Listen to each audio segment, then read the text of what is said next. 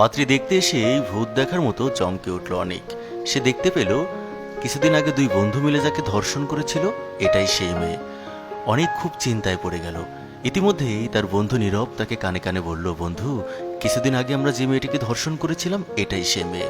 অনেক তার মুখে হাত দিয়ে বলল, চুপ থাক, একটা কথাও বলবি না। রাইমা মনে মনে ভাবতে লাগলো, এই সেই ধর্ষক যে কিছুদিন আগে আমাকে ধর্ষণ করেছিল, আজ তার সামনেই আমাকে বউ সেজে বসে থাকতে হচ্ছে। এই কথাগুলো ভাবছে আর রাগে ফোঁস করছে রাইমা। ইতিমধ্যেই রাইমার মা বলল, বাবা এই নাও, তোমরা জুস খাও। রাইমার মা তাদের হাতে জুস তুলে দিল। তার বাবা বলল, না না বিয়ান সাহেব, আমার ডায়াবেটিক্স। রাইমার মা লক্ষ্য করলো তারা জুস নিয়ে খাচ্ছে না। অনেকের মুখে চিন্তার ছাপ। রাইমার মা বিষয়টা লক্ষ্য করলো। তিনি বললেন, বাবা তুমি কি লজ্জা পাচ্ছ? রাইমা অনেকের দিকে তাকিয়ে আছে। অনেক কপাল মুছতে লাগলো।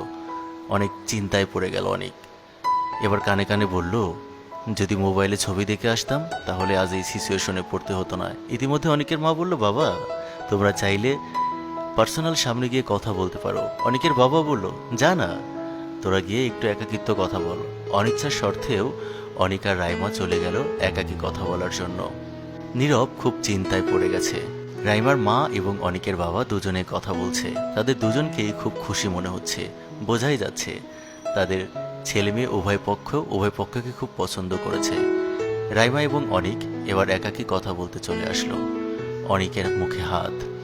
রাইমা অনিকের দিকে তাকিয়ে বুঝে নিল এই সেই ধর্ষক যে আমাকে ধর্ষণ করেছিল। অনিকের দিকে তাকাতেই রাইমার মুখ বিষণ্ণতায় ভরে যাচ্ছে। অনিক ঘামছে। অনিক নীরব, কোনো কিছুই বলছে না।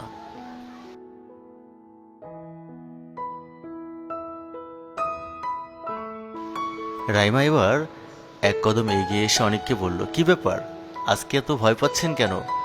আমাকে ছোঁন আজকে। সেদিন তো দুই বন্ধু মিলে আমার শরীরের প্রত্যেকটি অঙ্গ প্রত্যঙ্গ ছুঁয়ে দেখেছিলেন। আজকে এত ভয় পাচ্ছেন কেন? কি হলো? কেন ইতস্ত বোধ করছেন? অনিক বলল, আমি তো ধর্ষক, আপনি সবার সামনে কথাগুলো আড়াল করলেন কেন? আপনি চাইলে তো আমাকে পুলিশে দিতে পারতেন। কেন আমাকে পুলিশে দিলেন না? আমি তো একজন ধর্ষক। রাইমা একটা তাচ্ছিল্যর হাসি দিয়ে অনিকের দিকে তাকালো। অনেক চুপচাপ আছে। কি করবে কিছুই বুঝতে পারছে না।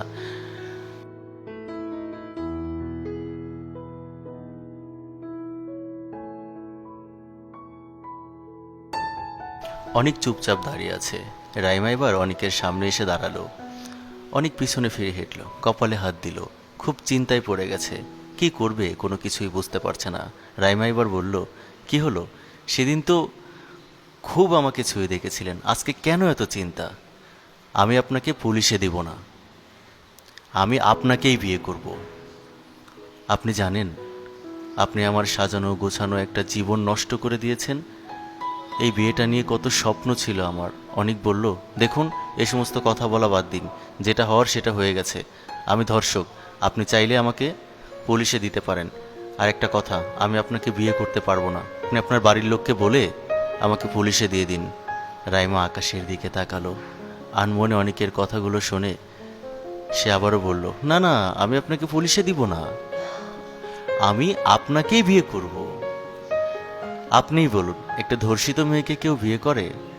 করে না। এখন আমাকেই আপনার বিয়ে করতে হবে। রাইমার কথাগুলো শুনে অনেক ভ্যাবাচ্যাকা খেয়ে গেল। নীরবে দাঁড়িয়ে আছে। রাইমা বলল, কি হলো, চুপচাপ কেন, কোনো কথা বলছেন না যে? অনেক বলল, না না, আমি আপনাকে বিয়ে করতে পারবো না। রাইমা আবারও তাচ্ছিল্যর হাসি দিয়ে বলল, বিয়ে তো আপনাকে আমাকেই করতে হবে মিস্টার অনিক। অনিক বলল, না না, আমি আপনাকে বিয়ে করব না। আপনাকে বিয়ে করা আমার পক্ষে কোনোভাবেই পসিবল না। আপনার পরিবারের লোককে বলে আমাকে পুলিশে দিন। রাইমা বলল, না না, পুলিশে দিব না, কিন্তু আমি আপনাকেই বিয়ে করব। আমার কত স্বপ্ন ছিল, আমার একটা সুন্দর সংসার হবে, আমাদের ঘরে ছোট্ট একটা সোনামণি আসবে, সে সারাদিন তার জাদু দিয়ে আমার সুন্দর সংসারটাকে আনন্দে ভরিয়ে তুলবে। কিন্তু আপনি নিমেষেই তা নষ্ট করে দিলেন। কি দোষ করেছিলাম আমি? কেন এমন করলেন আমার সাথে? কি অপরাধ ছিল আমার? অনেক কোনো কথাই বলছে না, আকাশের দিকে তাকাচ্ছে। রাইমা আবারও বলল, দেখুন, আপনি যদি আমাকে বিয়ে না করেন তাহলে কে আমাকে বিয়ে করবে? একটা ধর্ষিত মেয়েকে কেউ বিয়ে করতে চায়? প্লিজ আপনি আমাকে বিয়ে করুন। আমি আমি কাউকে কোনো কিছুই বলবো না। অনেক তার গালে হাত দিয়ে ভাবতে লাগলো, যে মেয়েকে সে ধর্ষণ করেছে সেই মেয়েকে কিভাবে সে বিয়ে করবে। রাইমা অঝরে কান্না করে যাচ্ছে। রাইমা ভীষণ চিন্তিত, কি করবে কোনো কিছুই বুঝতে পারছে না। অনিকও অবাক। অনেক মাথায় হাত দিয়ে ভাবতে লাগলো, সেই ধর্ষিতা মেয়েকেই তার বিয়ে করতে হবে। অনিক এবং রাইমা দুজনেই চুপচাপ, কোনো কথা বলছে না। অনিক কি করবে কোনো কিছুই বুঝতে পারছে না। রাইমা অনিকের দিকে তাকিয়ে হাঁপাতে লাগলো। অনিক মাথায় হাত দিয়ে মনে মনে ভাবছে, কি করে সম্ভব যে মেয়েকে দুই বন্ধু মিলে ধর্ষণ করেছি তাকে বিয়ে করতে হবে। আর যদি ছবি দেখে পাত্রী দেখতে আসতাম তাহলে এই সিচুয়েশনে আমাকে পড়তে হতো না। রাইমা অনিকের দিকে তাকিয়ে আছে, কোনো কথাই বলছে না। অনিকও চুপচাপ দাঁড়িয়ে আছে, কোনো কথা বলছে না। এখন কি হবে অনিক ও রাইমার জীবনে?